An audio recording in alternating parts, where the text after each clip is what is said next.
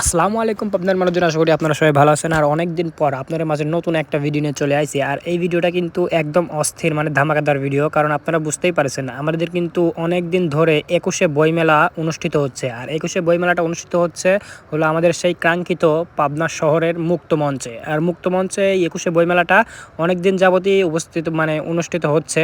এটা টানা 1 মাস যাবত মনে হয় থাকবে আমার জানা মতে।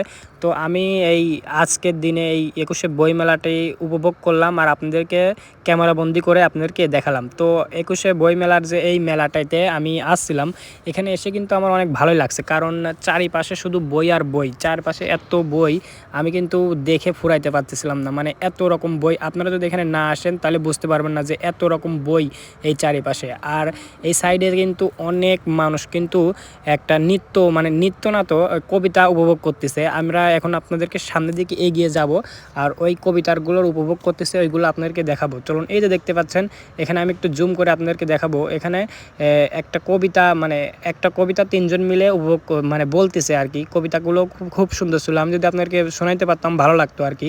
আমি যেহেতু ভয়েসে কথা বলতেছিলাম, এই জন্য আমি ওই কবিতাটা শোনাতে পারলাম না। আসলে ওনারা অনেক সুন্দর কবিতা আবৃত্তি করতেছিল। তো আমি একটু সামনের দিকে ভালো করে শুনলাম। আর এখানে কিন্তু এই কবিতা আবৃত্তি শোনার লোক অসংখ্য অসংখ্য অসংখ্য লোক ছিল। অসংখ্য লোকের ভিড়ে আমিও কিছু সময় এই কবিতা আবৃত্তিটা শুনতেছিলাম। আর আসলে গাইস, ওনাদের কবিতা আবৃত্তিটা যেটা বলতেছিল, আসলে গাইস একদম মনের মধ্যে গাইতে যাচ্ছিল। আসলে এত মানুষ যে আসলে এই কবিতা আবৃত্তিটা শুনতেছে, আসলে কিন্তু কবিতাটা শোনার মতো, এই জন্যই এত লোক শুনতেছে। আর তারপরে আমি কবিতা আবৃত্তিটা শোনার পরে একটু সাইডের দিকে চলে আসলাম, কারণ আপনাদেরকে অন্যান্য জিনিসগুলোও দেখাতে হবে। তো সেই জন্য আমি এই যে ঐতিহ্যবাহী অনেকগুলো বইয়ের দোকান আছে এখানে, আমি সবগুলো বই তো দেখানো সম্ভব না, মানে দোকানগুলো দেখানো তো সম্ভব না। এই জন্য আমি একটু জুম করে করে আপনাদেরকে সব দোকানগুলো দেখাচ্ছিলাম। এই যে দেখতে পাচ্ছেন, এখানে কিন্তু অনেক অনেক কাস্টমার আর কি বইগুলো দেখতে ভিড় করেছে। আর তারপরে এই যে মায়ের পরশ, এখানে কিন্তু একটা রেস্টুরেন্টও আসছে। আসলে এখানে রেস্টুরেন্টও আসছে, অনেক রকম খাবারও দেখতে পাচ্ছি আমরা। আর তারপরে এখানে এই যে পাবনা জেলার যে বৈষম্য বিরোধী ছাত্র আন্দোলনে অনেক শহীদ হয়েছিল আর এবং অনেকেই আহত হয়েছিল, তার কিন্তু একদম পুরো একটা ব্যানার দিয়ে রাখছে। আর এখানে কিন্তু এই যে দেখতে পাচ্ছেন, জুলাই আগস্টের বিপ্লবী সেই শহীদদের এখানে সম্মান করা হয়েছে আসলে আর কি। এখানে সবাই যারা শহীদ হয়েছিল তাদেরকেও এখানে দেখানো হয়েছে। আসলে গাইজ, এই জিনিসটা কিন্তু আমার কাছে অনেক ভালো লাগছে।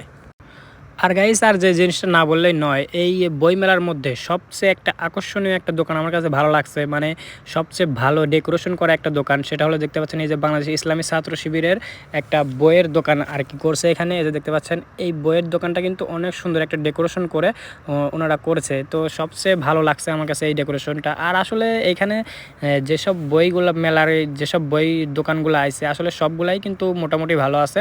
তো আমি সম্পূর্ণ দেখে একদম ফুরাইতে পারলাম না। তো গাইস, আপনারা যদি আসেন অবশ্যই অনেক দ্রুত আসবেন, কারণ আর কয়েকদিন আছে আমি নিজেও জানি না আসলে আর কি। আর এখনও 1 সপ্তাহ থাকতে পারে আর কি। তো আপনারা যদি আসেন তাহলে অনেক তাড়াতাড়ি আসবেন, কারণ আসলে পরে এই বইমেলাটি উপভোগ করতে পারবেন। তো আজকের ভিডিওতে আমি এই বইমেলায় সম্পূর্ণ এরিয়াতে ঘুরে ঘুরে দেখি নাই, তবে কিছু কিছু দোকানে গিয়ে আমি বইগুলো পড়ছি। আর বইগুলো পড়লে পরে আসলে পড়ার অনেকটা ইচ্ছা জেগে ওঠে আসলে আর কি। পড়ার যে এত ভালো একটা মানে আমি বলে বোঝাতে পারবো না আসলে। গাইস, আপনারা যদি এখানে আসেন তাহলে পরেই বুঝতে পারবেন। অনেক সুন্দর সুন্দর এখানে কিন্তু এই বইয়ের লাইব্রেরিগুলো আইছে। আপনারা যদি আসেন তাহলে পরে জিনিসটা উপভোগ করতে পারবেন। তো আজকের ভিডিওটার মধ্যে এইটুকুই থাকছে।